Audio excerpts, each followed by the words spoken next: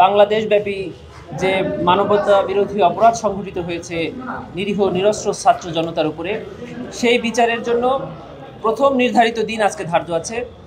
আজকে এই ট্রাইব্যুনালে যে মামলাগুলো নির্ধারণে কজ লিস্টে আছে তার মধ্যে 14 জন আসামি ইতিমধ্যে অন্যান্য মামলায় কারাগারে গ্রেফতার হয়ে আটক আছে। তাদেরকে এই মামলায় গ্রেফতার দেখানো হয়েছে এবং আজকে এই 14 জন আসামিকে ট্রাইব্যুনালে হাজির করানো হবে। তাদের ব্যাপারে আজকে তদন্ত প্রতিবেদনের অগ্রগতি জমা দেওয়ার জন্য দিন ধার্য আছে।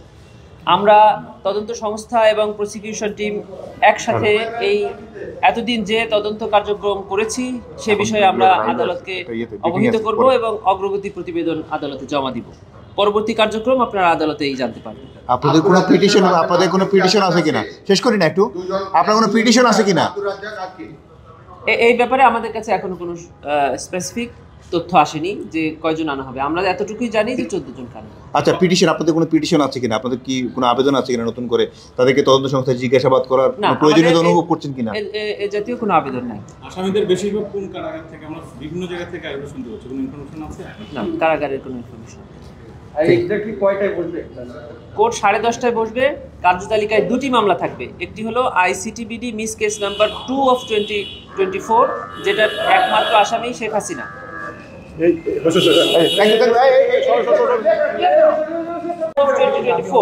সেখানে একমাত্র আসামি শেখ হাসিনা।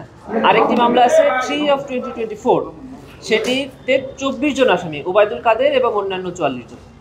এই দুটি মামলা আজকে তালিকায় থাকবে। 17 তারিখে দিন,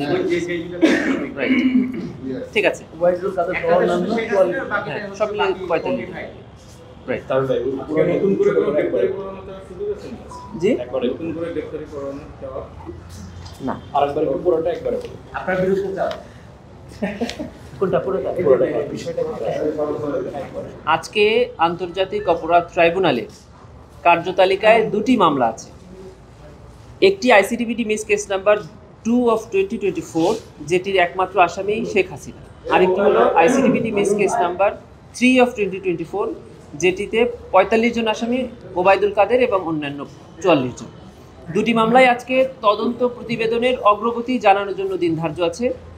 আমরা প্রসিকিউশন টিম এবং তদন্ত সংস্থা একত্রে এই ইতিপূর্বে যে তদন্ত কার্যক্রম সম্পন্ন করেছি তার বিষয়ে আন্তর্জাতিক অপরাধ ট্রাইব্যুনালে তদন্তর অগ্রগতি সম্পর্কে অবহিত করব এবং এই মামলায় 14 জন আসামি ইতিমধ্যে আটক হয়ে জেল হাজতে আছে, তাদেরকে আজকে এই ট্রাইব্যুনালে হাজির করা হবে।